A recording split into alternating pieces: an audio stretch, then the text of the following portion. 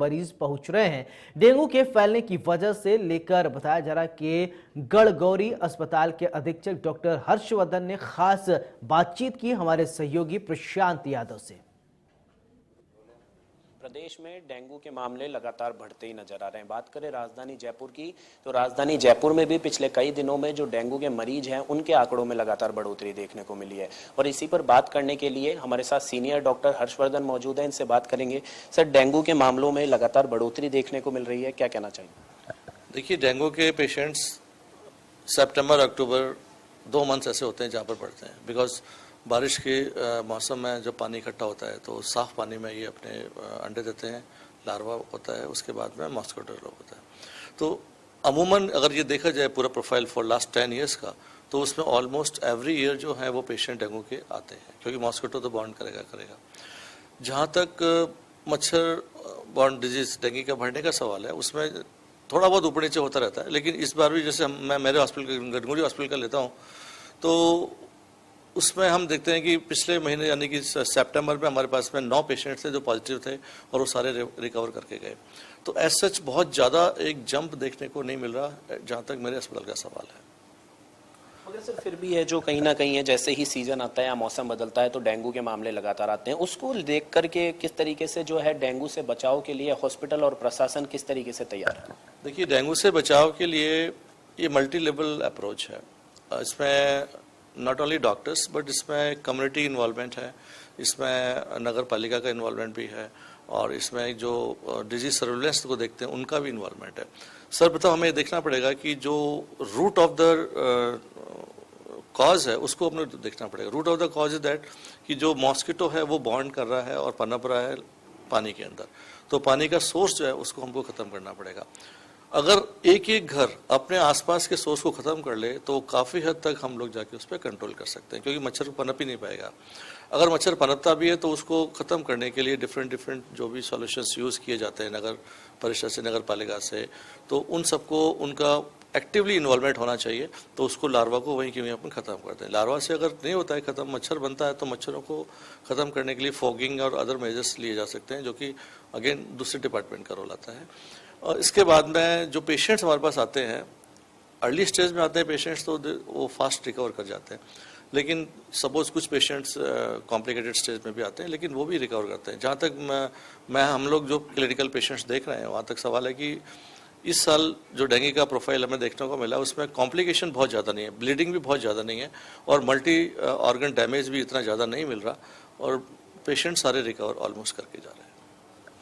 Sir, आमतौर से देखा जाता है जब डेंगू का पेशेंट आता है तो कहीं ना कहीं उसकी ब्लड सेल या प्लेटलेट्स है वो डाउन चल जाती है, और जो डेंगू का पेशेंट है वो कहीं ना कहीं सीरियस होता नजर आता है। तो वो किस कंडीशन में होता है सर? देखिए, डेंगू का अपन देखा जाए तो सबसे इम्पॉर्टेंट रीज़न ये होता है, जो वायरस डेंगू वायरस होता है वो बॉडी में एंटर करता है मॉस्किटो के थ्रू।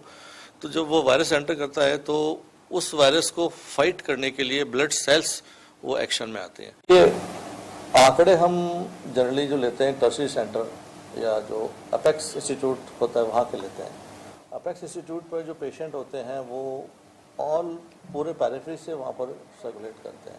तो अगर हम लोग सारे हॉस्पिटल्स में और कम्युनिटी सर्विलेंस करें तो हमें इससे एक तरह से उस तरह का लेवल नहीं मिलेगा। हम लोग आंकड़े देखते हैं एक हॉस्पिटल के, जहाँ पर दूसरी जगह से पेशेंट आते हैं, तो वहाँ पर नंबर ऑफ द पेशेंट्स हम ज़्यादा मिलते हैं। लेकिन अगर कम्युनिटी में देखा जाए, ओवरऑल सर्विलेंस कराएंगे, तो जो नंबर ऑफ द पेशेंट्स हैं वो अकॉर्डिंग टू जो रूटीन डेंगू के फीवर पेशेंट आते हैं उतना ही है, उसमें ज़्यादा एपिडेमिक नहीं है।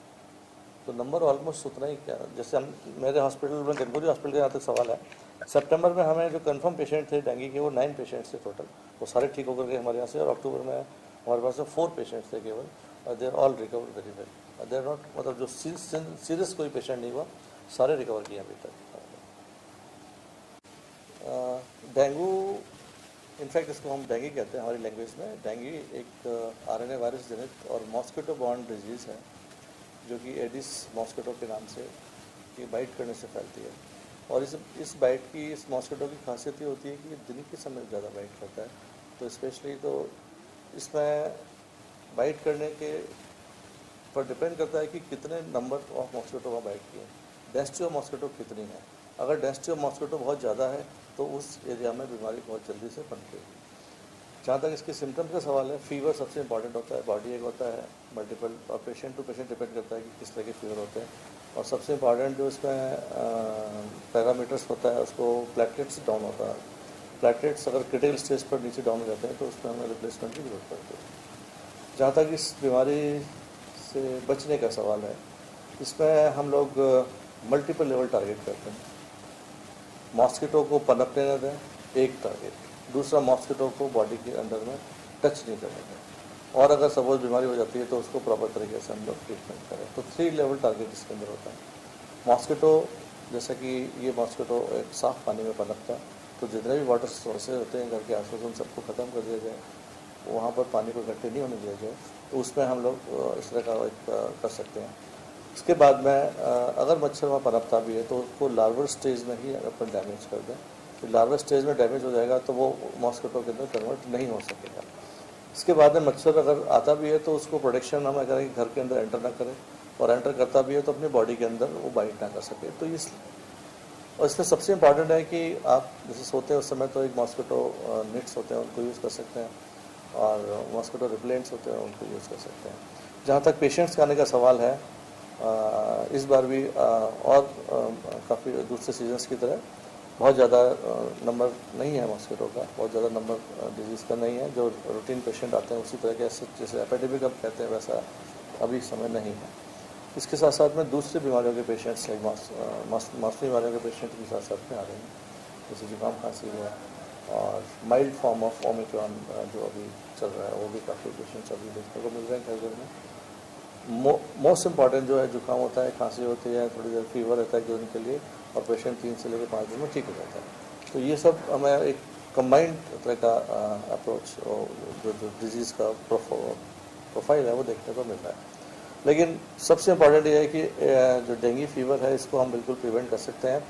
थोड़ा सा हमें कॉशियस रहने की ज़रूरत है। सबसे इम्पॉर्टेंट जिसमें ये आता है कि हम अपने शरीर को ढक के रखें, स्पेशली दिन के समय पर। पूरे बाहर का शर्ट पहने, नीचे भी लोअर तक पहने, कोई भी अपना एक्सपोज पार्ट को नहीं रखें जिससे कि मॉस्किटो बाइट नहीं कर सके। तो ये इस बुलेटिन में मेरे साथ फिलहाल इतने। नमस्कार।